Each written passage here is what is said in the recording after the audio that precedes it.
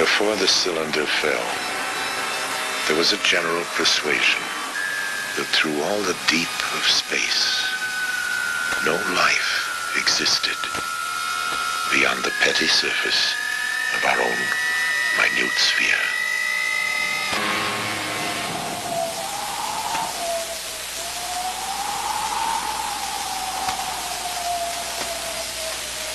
We know now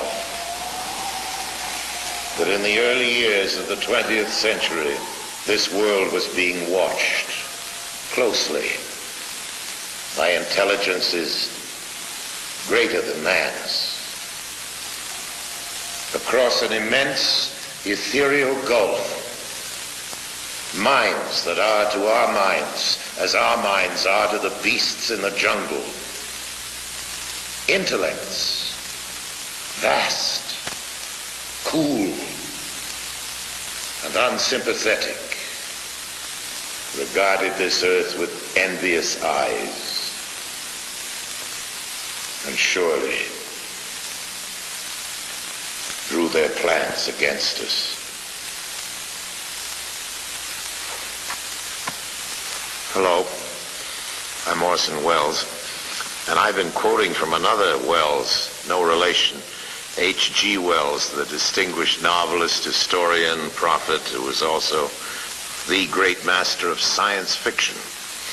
He wrote The War of the Worlds, on which was based a certain notorious radio broadcast, which, as some of you may remember, sent many thousands of our listeners panicking into the streets all over the country. H.G. denounced me for doing it, but later when he realized that our broadcast, like his story, was not intended to cause riots, but just to entertain, we got to be good friends, and I was forgiven. Whether all those people who jammed the highways and even took to the hills to escape the Martians have forgiven me is another matter. This is it. We thought that this was it. Listening to that show, I said we were very impressionable at that age because of Buck Rogers and Flash Gordon, and that really made a big impression on us. One fellow in particular who owned a store took the money from his cash register and loaded his car up with food and took off for the mountains and left his wife and children at home. New York City was just demolished, and they were coming closer. All of North Jersey is an inferno, and they are proceeding south. I can conceive of no nightmare as terrifying as establishing such communication with the so-called superior, or if you wish, advanced technology in outer space. George Wald is a Nobel Prize-winning biologist, one of a group of distinguished scientists meeting on the subject of extraterrestrial life. All of the people you will be seeing in this program, scientists, radio listeners, Orson Welles, have one thing in common. Each has had reason to believe in the likely existence of non-earthly life in the universe. I think there's no question but that we live in an inhabited universe that has life all over it. What I'm imagining is the facts that I've just stated becoming generally known, so that people know that out there is a million other civilizations. They all look fabulously ugly, and they're all a lot smarter than us. That seems to me useful and a character-building experience for mankind. From the monstrous Mars life of his famous broadcast, Orson Welles will be taking us through science fiction to science fact, to the new view of extraterrestrial life now emerging from probes to the planets, interstellar discoveries, and findings about the nature of life itself. A real picture as astonishing in its way as the science fiction of 1938. If there is life out there, intelligent life, how did we ever get the notion that it might be otherwise than friendly? Well, Mars, of course, is the god of war, so the planet bearing his name might be expected to have warlike intentions. In our broadcast, the Martians were as aggressive and ruthless as any human being. Ridiculous assumption on the face of it. They were supposedly as bad as we are, at our worst, and also much uglier. They brandished death rays in their slimy tentacles. And for a while at least, just toward the end of the radio play, they appeared to be totally invincible. What finally stopped them? Well, here's the way it went. In the words of the mythical Professor Pearson of Princeton, who was our commentator, I remember, he said, writing in his journal when the whole thing was put together again and the world was in business, I remember wandering through Manhattan, standing alone on Times Square, and catching sight of a lean dog running down 7th Avenue with a piece of dark brown meat in its jaws. I walked up Broadway, past silent shop windows, and suddenly I caught sight of a Martian machine. And then across Columbus Circle, I could see, standing in a silent row, 19 of those great metal titans, their cowls empty, their steel arms hanging listlessly by their sides. And I looked for the monsters that inhabit those machines, and then, before my eyes, I saw them stark and silent. The Martians themselves, with a flock of hungry birds pecking and tearing brown shreds of flesh from their dead bodies. And later, when their bodies were examined in laboratories, it was found that they had been killed by disease bacteria, against which their systems were unprepared. Slain after all man's defenses had failed by the humblest thing that God in his wisdom had put upon this earth, the common cold. And that's the way it was. Well, quite a lot of things have happened in the world since then. An invasion from the planet Mars, that at least is one thing that didn't happen. But in a way, you know, we have been invading Mars. If Mars hasn't exactly been invaded, well, it's certainly been investigated, not attacked, but thoroughly, very thoroughly studied. Observations of Mars had begun long before our broadcast, and even back then in 1938, it seemed plausible to many people that life could have developed on Mars just as it had on Earth. Peering through telescopes, scientists had seen what? Well, first a planet that, like our own Earth, had polar ice caps.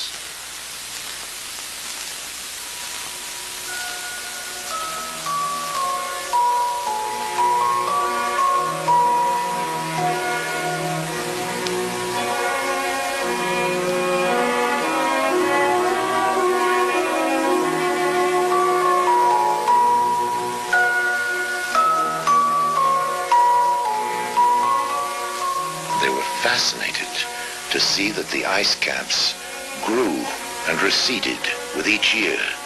Large areas changed color with the seasons. Did that mean vegetation? Straight lines were sighted on the planet's surface. Some called them canals. The American astronomer Percival Lowell believed that these Martian canals had been created by an advanced technological civilization. First in 1965 and then again in 1969, NASA sent spacecraft to fly by Mars and send back scientific measurements and close-up photographs. This is picture 21, a red picture, wide-angle picture, fantastic picture. That's beautiful. That's beautiful. Look at those little craters. This is a narrow-angle camera view. The Mariner missions were great achievements for the scientists. But the pictures of Mars showed a world of total desolation, Was Mars less like the Earth then and more like the Moon? There were no canals, no cities, no areas of cultivation, no signs of upheaval or layering in the Martian crust to indicate that the planet was active or evolving geologically. The pictures revealed no volcanoes to spew out gases that could enrich the atmosphere. And water, so essential to life, seemed to be present only in traces. The atmosphere was so thin as to make the possibility of life seem even more remote. For the fans of science fiction, not very exciting. But for scientists, the whole excitement is finding out the facts. That's the whole name of the game. Now, these first flybys had revealed only some of the facts. But all the same, the exploration of Mars and of all the other planets of the solar system was actually getting underway. I can't feel that any person with any soul can look out on that universe that surrounds us and can imagine the immensity of it and the history of it without being rather impressed with the idea that we, as little atoms made of the same stuff those stars are made of, have the capability to regard the other part of the universe. One piece of the universe has the ability to look at another part of the universe and wonder about it. That's a very amazing thing, and it brings into one's mind all kinds of thoughts about religion and philosophy and so on. But don't ask me about life on Mars, okay? In the fictional Martian story, in the War of the Worlds, it was understood that the Martians were fighting for their own survival. Their planet was growing so cold and inhospitable that they might perish if they remained. While real life confined to such a planet would fight for survival by trying to change itself, by evolving. Every living thing on Earth has evolved from the lowly, the invisibly small microbe. Given nourishment, the microbe will grow colonies so vast that they rapidly become visible to the eye. Here on our planet, microbes have adapted to survive the most hostile conditions. Arid deserts, the frozen Himalayas, in trenches under thousands of tons of pressure in the ocean deeps.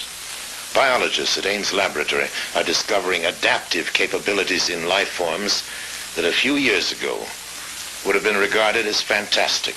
Within the cooling systems of atomic reactors, organisms have been discovered flourishing, where radiation could be expected to destroy any living thing. In hospitals that use ultraviolet for sterilization, strains have been found resistant to the killing radiation. Biologists are growing organisms in salt solutions, in acids, in alkalines, in ammonia gas, in boiling hot springs, in ice that is thawed for part of every day. In the vacuum of a space simulator, life forms have been flourishing for years without oxygen.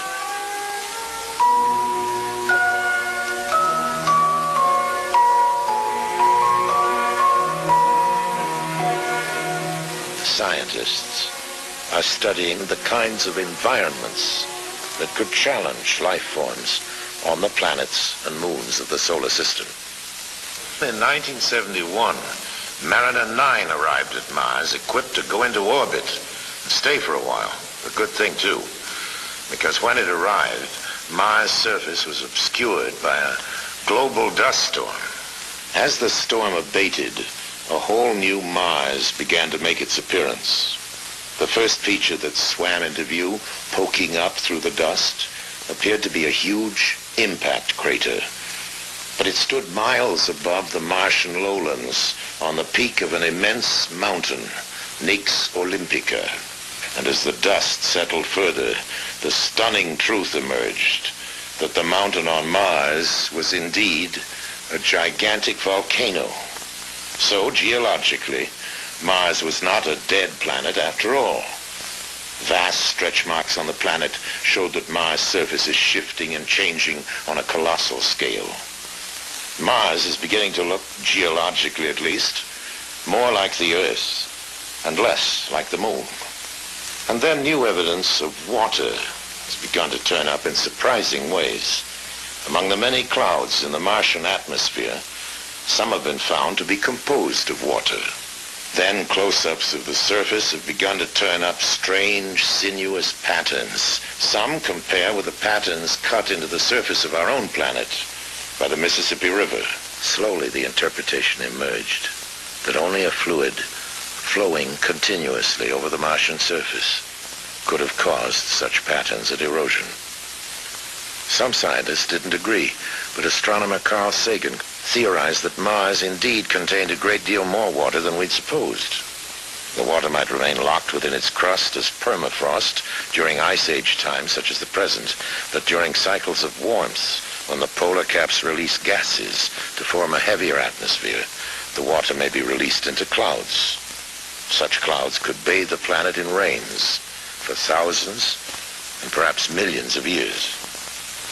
If Sagan's interpretation is correct, life could have originated on Mars in favorable cycles and may have adapted itself to harsher conditions as they developed, and indeed may exist on Mars to this day.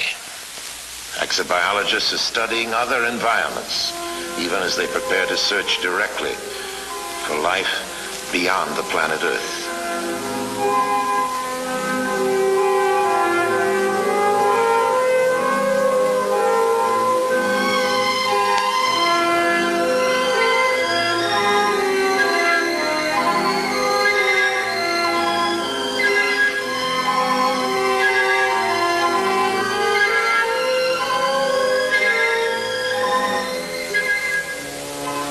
Flying by Jupiter, Pioneer 10 confirmed estimates that within its atmosphere are combinations of gases similar to those in which life originated on Earth. While a second Pioneer is being aimed to curve past Jupiter and fly by Saturn, Earth-based measurements show that a moon of Saturn, nearly the size of the planet Mercury, contains an atmosphere, water, and surprising warmth. A Viking spacecraft is being readied to land on Mars in 1976, carrying an automated chemical laboratory to sample Martian soil for life forms. The discovery of just one bacteria on Mars, or any other body of the solar system, would indicate that the whole chain of evolutions, cosmic, chemical, and biological, is at work everywhere. In that case, the creation of life anywhere in the universe would be more the rule than the exception. In that case, there may be other intelligent civilizations capable of communicating with us.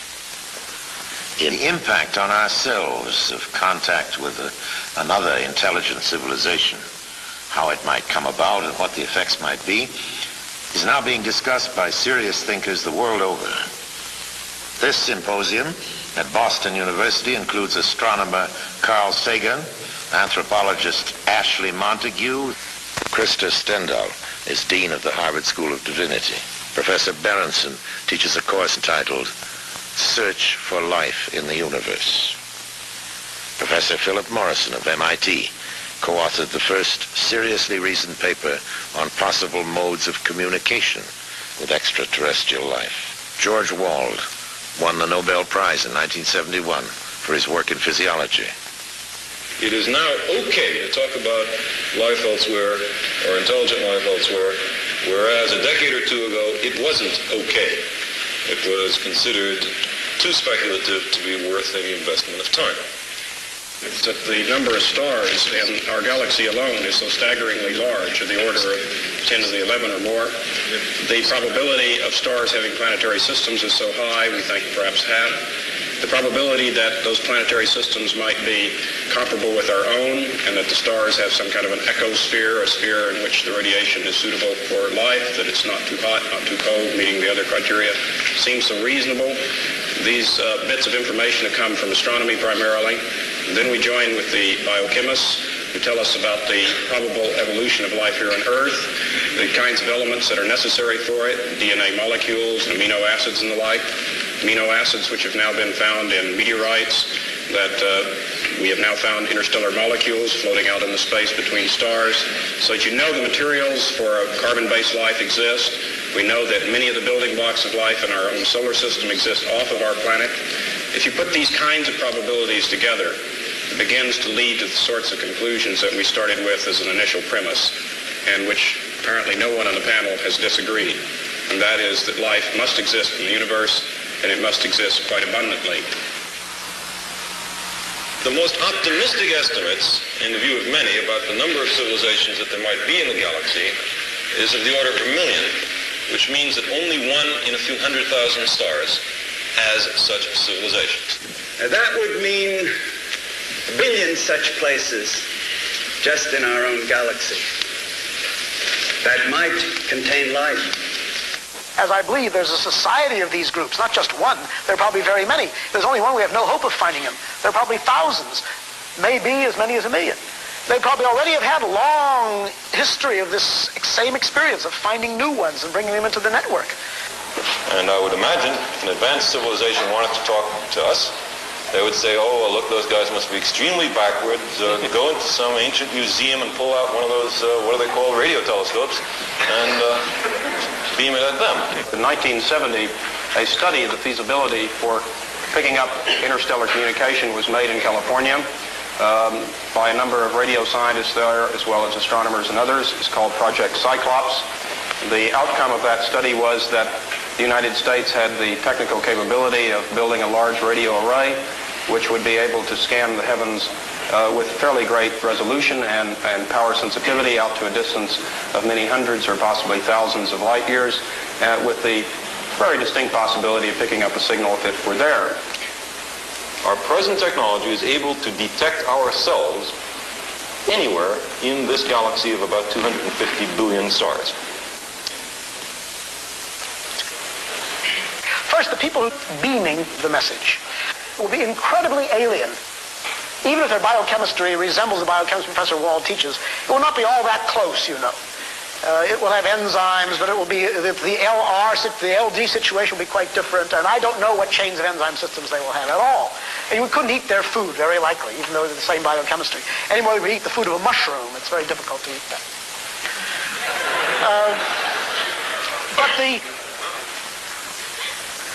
So I think, first of all, there will be two great phases of this eventual time, which I think will come in 10 years or 100 years, or I don't know, maybe longer, when some satisfactory radio telescope work or something similar will acquire evidence of the deliberate beaming of a message, protracted message out into space. So I think that will be easy and, of course, extraordinarily important. You will know very little of what that message says, save that it exists, and maybe some general geographic information from how far away it's coming, from what kind of a star, where. And then I think that you will have pouring into the recorders, week after week, month after month, decade after decade, an enormous body of obviously interesting and meaningful pulses. And you'll be able to read them slowly and fitfully, because they will not be coded, but they'll be anti-coded. That's to say, the people who designed them, the beings who designed them, will have thought very carefully how to make the maximum number of mathematical clues. The best way to single out the meaning will be made available. I think the most important thing that it will bring to us, if we can finally understand it, will be a description, if it exists at all, of how beings disposing of great technology were able to fashion a world in which they could live and persevere and maintain something of worth and beauty for a long period of time. And finally, it would end our social and cultural isolation. To date, we have been bounded not only into our own countries and into our own small regions on this planet, but most assuredly within our solar system itself. If there are the tens of billions of other civilizations which the predictions indicate might be, then we would join a larger galactic community. In 1976, we're going to be able to explore Mars for perhaps not so humble microorganisms.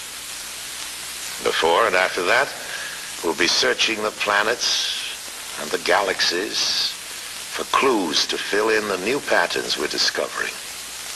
The evolution of evolutions that has produced us and the possible millions of other civilizations.